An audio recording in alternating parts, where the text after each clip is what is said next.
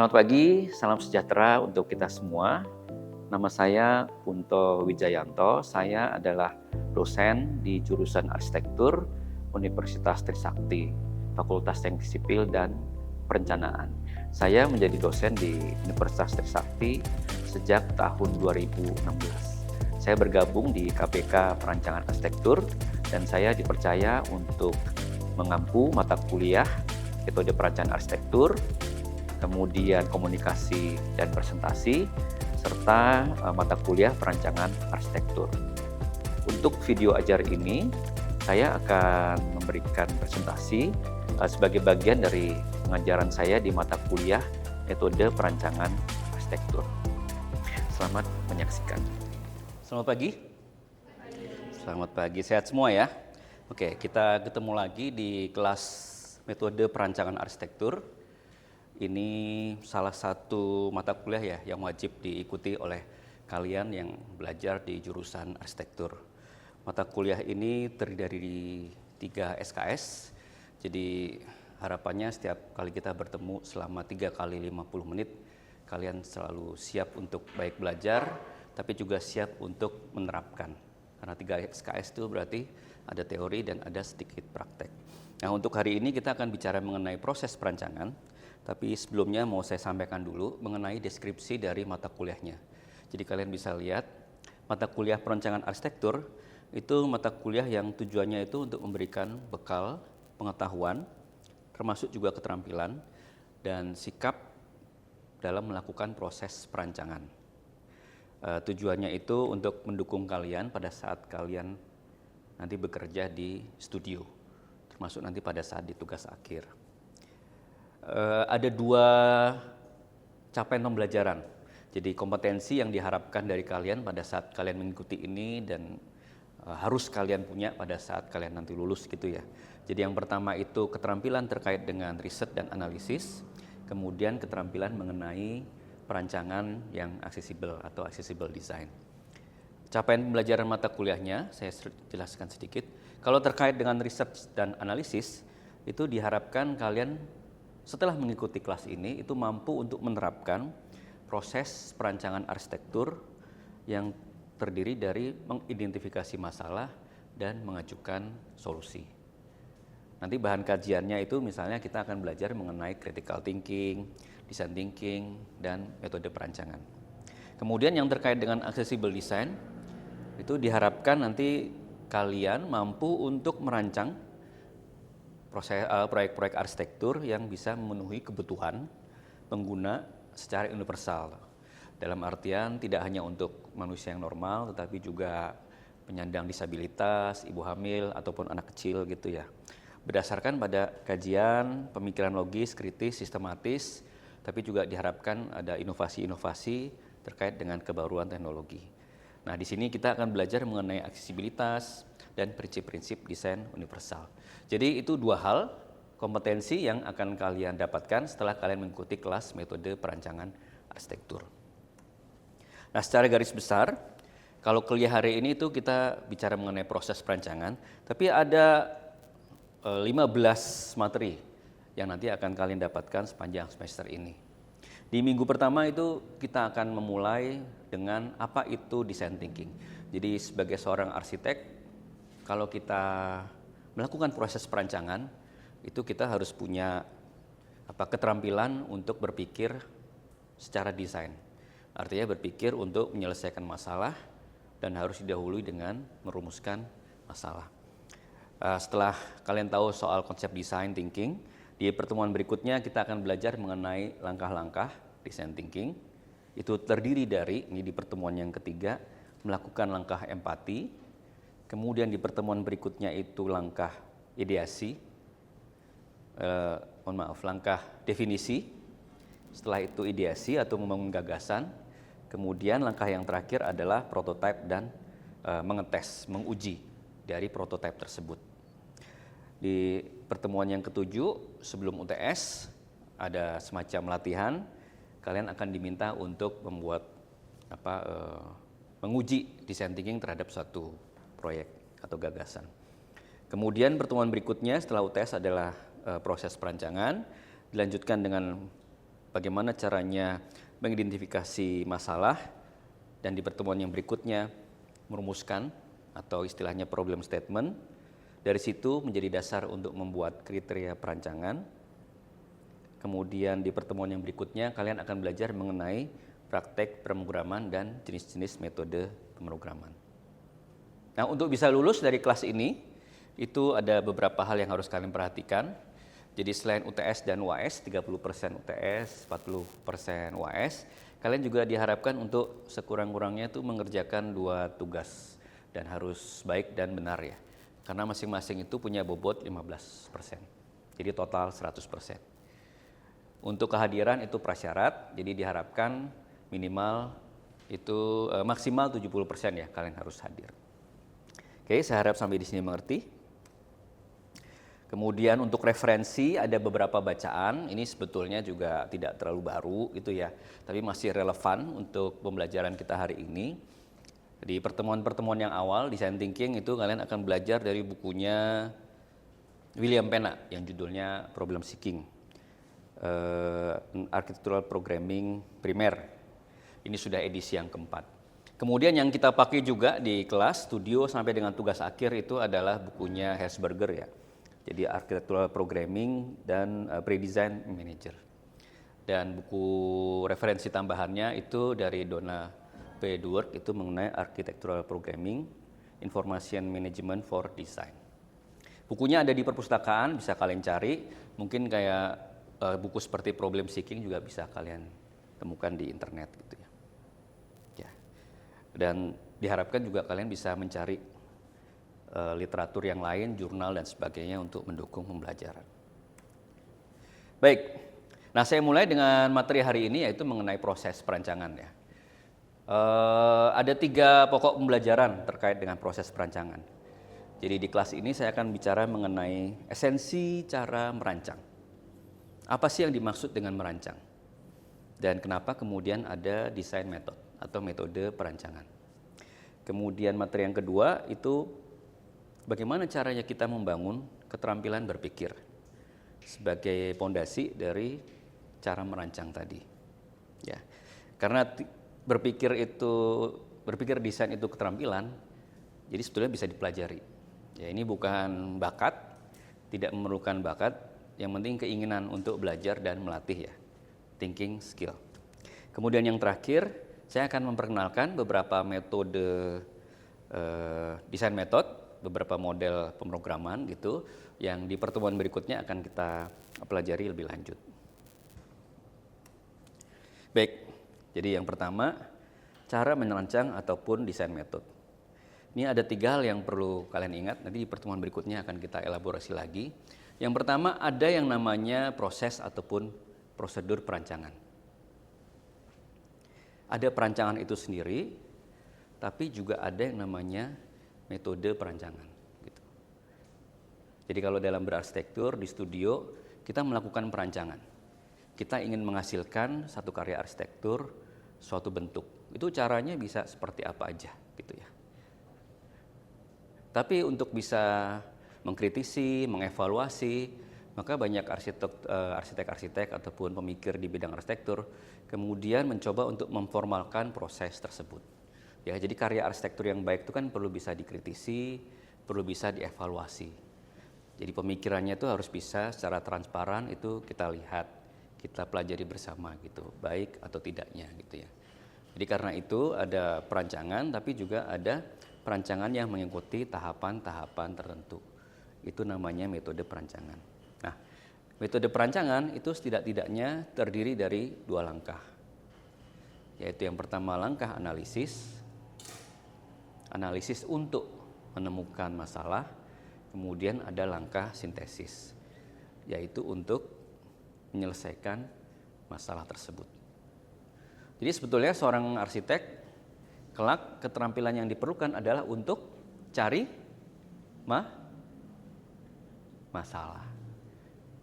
Jadi semakin hebat kalian cari masalah, itulah bakat kalian kelak akan menjadi arsitek hebat.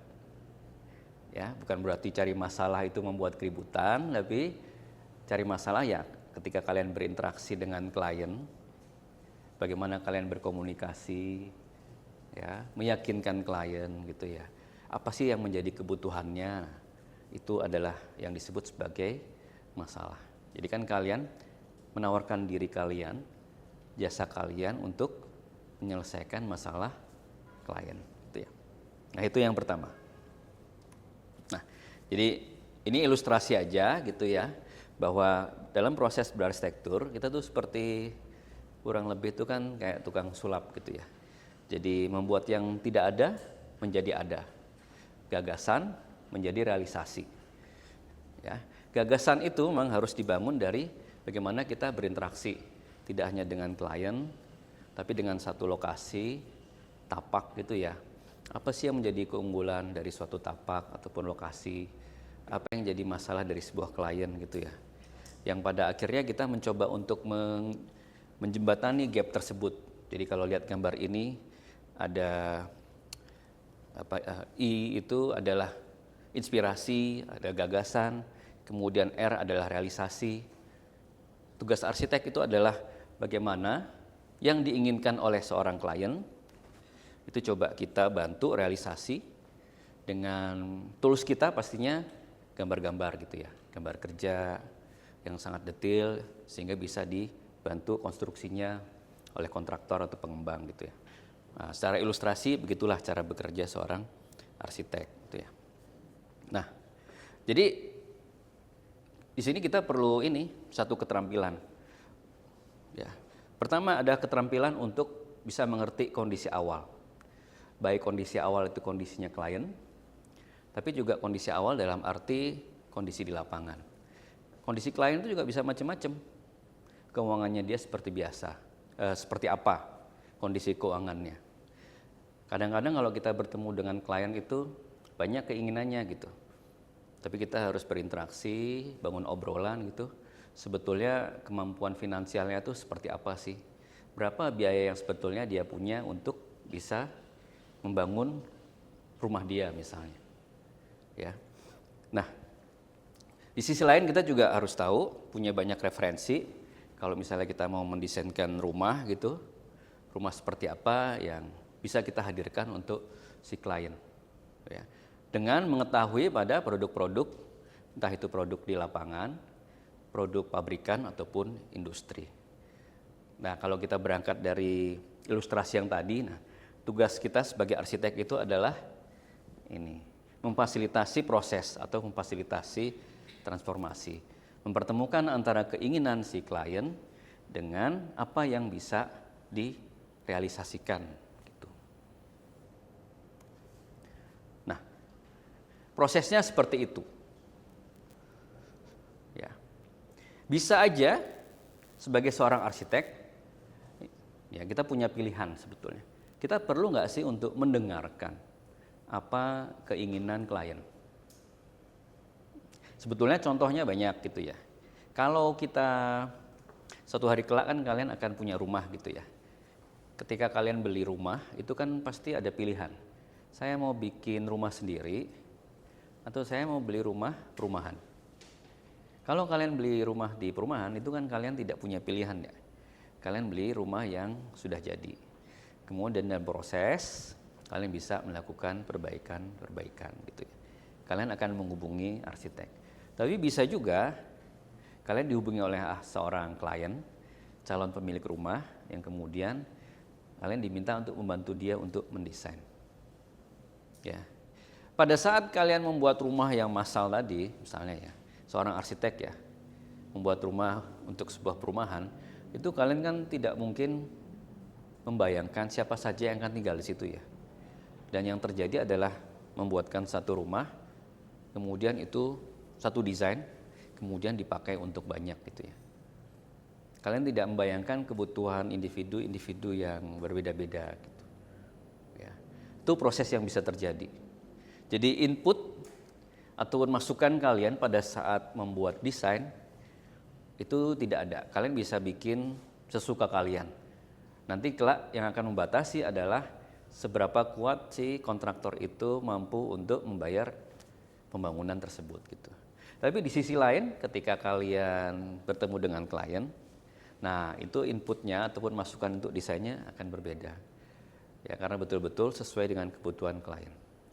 Jadi prosesnya itu bisa sangat beragam. Bisa kalian menghasilkan langsung di bagian sini. Kalian langsung punya bayangan.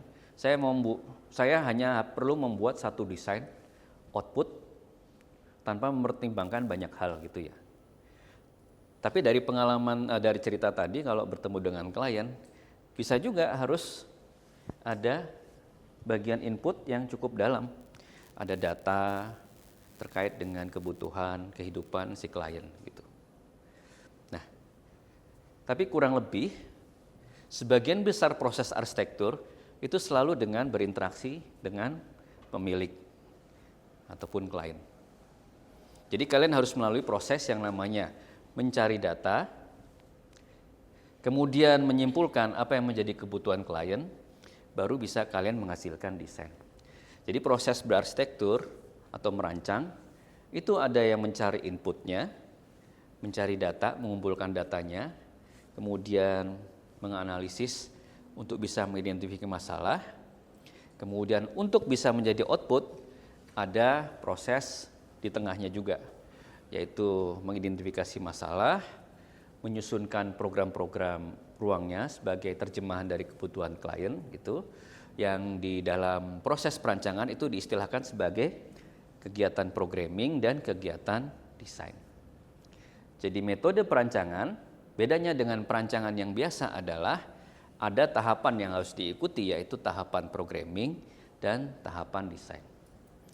Ya, proses perancangan itu bisa aja langsung pada bentuk mau 2 lantai, 3 lantai, lingkaran, kotak. Tapi begitu kita merasa harus bertanggung jawab terhadap klien, harus ngobrol dan sebagainya, harus melewati yang programming, maka kita memerlukan yang namanya metode perancangan. Dan nanti pada saat di tugas akhir, kalian harus bisa bertanggung jawab terhadap proses desain kalian. Makanya di tugas akhir ada yang namanya proposal TA. Jadi proposal tugas akhir adalah di mana kalian itu melakukan programming, mengidentifikasi masalah dan merumuskan masalah. Ya, nah ini kurang lebih skema yang dari yang saya ceritakan tadi untuk merubah atau memproses dari kondisi awal ke kondisi yang diinginkan. Kita memerlukan pendekatan yang sistematis, kita memerlukan pentahapan-pentahapan. Nah, itu yang disebut sebagai metode perancangan. Dengan metode itu prosesnya transparan, bisa diikuti, bisa dikritisi, dan bisa dievaluasi oleh banyak orang gitu ya. Nah, ini bisa juga diterjemahkan menjadi seperti ini. Jadi programming tadi adalah proses analisis, sintesis tadi adalah proses desain, di analisis itu ada problem seeking, mencari masalah, kemudian di sintesis itu ada proses untuk menyelesaikan masalah, solusi.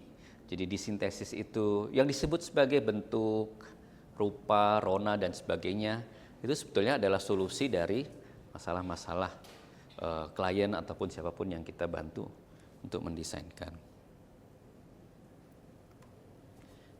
Baik. Kemudian materi yang kedua, yaitu bagaimana caranya. Jadi kita tahu ya proses perancangan, kemudian ada metode perancangan. Bagaimana kemudian kita membangun keterampilan kita untuk bisa melakukan kegiatan proses perancangan atau metode perancangan tadi. Thinking skill atau keterampilan seperti apa yang perlu kita punya. Jadi kalau dijabarkan, proses metode perancangan tadi itu memerlukan keterampilan sekurang-kurangnya. Jadi kalian harus bisa menjaring, mencari data, mengelola data. Data kemudian harus diolah untuk bisa menjadi informasi. Atau istilahnya datim ya, data dan informasi. Kalau datanya sudah rapi, bisa dianalisis. Hasil analisisnya itu yang kemudian menjadi bekal kalian untuk memberikan beberapa alternatif desain. Ya, kemudian interaksi dengan klien jadi dasar kalian untuk memberikan atau mengambil keputusan. Kira-kira desain seperti apa yang paling cocok untuk klien kalian. Kemudian kalian bantu modelkan ya dengan berbagai perangkat software yang ada gitu ya. Mau dalam bentuk maket juga bisa, SketchUp atau apapun itu bisa. Jadi setidak-tidaknya 5 keterampilan ini, critical thinking atau thinking skill yang harus dimiliki oleh seorang arsitek. Ya, nah kalau kita jabarkan, yang di bagian problem seeking itu keterampilan untuk mencari data. Jadi di studio itu kalian akan belajar gitu ya, mencari data itu macam-macam. Bisa literatur, data di lapangan, ya, berinteraksi dengan calon klien gitu. Kemudian mengolah data, mau dalam bentuk apa? Kalian belajar membuat poster dan sebagainya, membuat diagram. Di kelas komunikasi arsitektur juga kalian belajar itu. Kemudian di bagian sintesis, itu critical thinking yang diperlukan adalah berpikir alternatif, berpikir iteratif ya. Kalau sudah sampai di sini kok kelihatannya ada yang nggak pas, balik lagi ke awal gitu ya. Kemudian mengambil keputusan dan memodelkan dalam bentuk-bentuk yang bisa disampaikan kepada klien. Ya. Nah, ini beberapa teori yang bisa diikuti ya, yang bisa kalian elaborasi dari beberapa bacaan, bahwa informasi itu juga harus bisa kalian pilah-pilah gitu ya. Kira-kira data seperti apa yang sebetulnya kita perlukan untuk mendesain. Jadi sebetulnya buku-buku referensi tadi itu membantu kita. Sebagai seorang arsitek, itu sebetulnya data seperti apa sih yang kita perlukan? Gitu. Pada saat William Pena membuat buku yang pertama tadi, Problem Seeking, itu dia hanya 4 jenis data yang dia cari. Data mengenai apa sih yang menjadi tujuan klien, jadi misalnya itu ya. Kemudian soal pendanaan, soal waktu, kurang lebih seperti itu. Tapi Hertzberger tahun 95, ketika dia membuat buku mengenai programming arsitektur, dia membuat lebih banyak lagi, ada 8. Jadi kalau si William Pena itu sifatnya pragmatis, kalau Hertzberger, dia mungkin karena pendekatan culture-nya ya, dia percaya bahwa arsitektur itu harus bermakna. Karena harus bermakna, maka banyak hal yang harus didalami lebih lanjut gitu. Ya. Nah itu bedanya antara pemrograman yang satu dengan pemrograman yang lain. Nah, kemudian keterampilan yang berikutnya, jadi kalau kita sudah bisa mengumpulkan informasi, kemudian menganalisis, nah sebagai arsitek, bagaimana kemudian kita membuat kategori-kategori dari analisis tadi untuk bisa menghasilkan desain kriteria. Desain kriteria itu jadi dasar. Kalau kalian menghasilkan suatu bentuk di ujung ya sebagai desain, benar atau tidaknya itu akan kembali pada rumusan kriteria desainnya. Jadi di satu sisi, baiknya kalau kalian membuat dalam proses perencanaan kalau punya kriteria desain, artinya kalian punya panduan. Itu yang akan kalian sampaikan kepada klien kalian gitu. Ini loh solusi dari kebutuhan Anda. Gitu. Ini solusi dari masalah Anda. Anda ingin tinggal seperti apa? Kriteria desainnya seperti ini. Setiap orang itu pasti akan punya kriteria desain yang berbeda-beda sesuai dengan cara hidup dia. Cara hidup juga akan, misalnya ini kalau rumah gitu ya, orang Sunda, orang Jawa, orang Batak itu pasti punya karakter hidup yang berbeda-beda.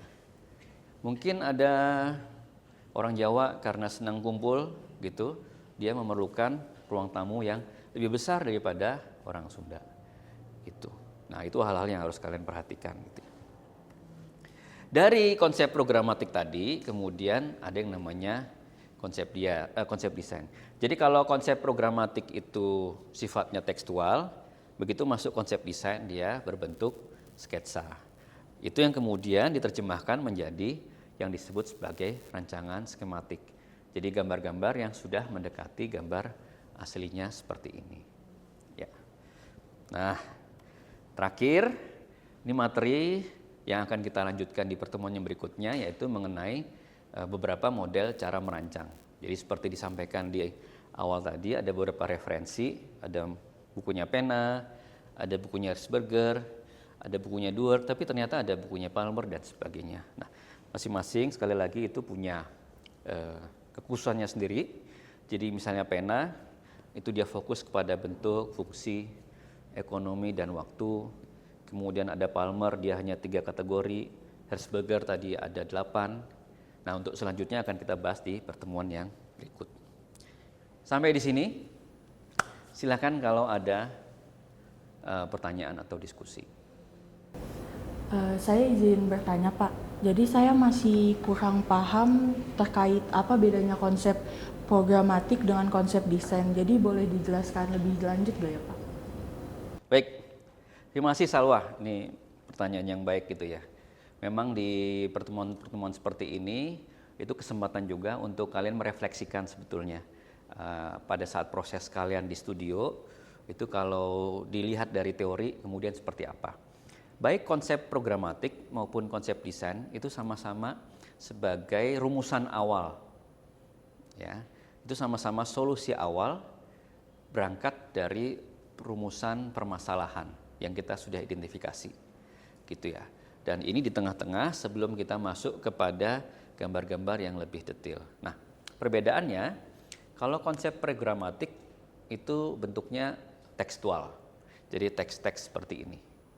Sementara kalau konsep desain itu kalian mencoba untuk memvisualisasikannya dalam bentuk gambar yang nanti bisa menjadi alat bantu kalau kalian membuat gambar yang semakin detail seperti ini.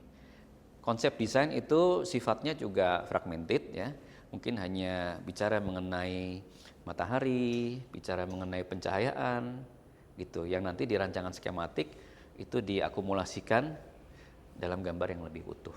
Kira-kira begitu. Jelas? Oke. Ya. Ada yang lain? Saya izin bertanya, Pak. Bapak tadi menyebutkan beberapa model pemrograman dan juga model. Ya, ada beberapa model, misalnya Pena, Palmer, dan sebagainya. Gimana? Bapak tadi sempat menyebutkan beberapa model pemrograman dan juga metode perancangan. Menurut Bapak sendiri, yang mana yang paling baik untuk digunakan saat kami tugas akhir nanti? Tugas akhir, baik. Terima kasih, Bianca. Pertanyaan yang baik. Memang di studio, antara studio 1 sampai studio 7, itu kalian dibebaskan sebetulnya untuk menggunakan model yang cocok buat kalian. Bahkan saya ingat Herzberger mungkin penekanannya nanti ada di semester 5, semester 6 gitu ya. Nah, saya mau menggarisbawahi bahwa baik Pena maupun Herzberger dan yang lain-lain, sebetulnya mereka masing-masing punya kekuatannya sendiri-sendiri.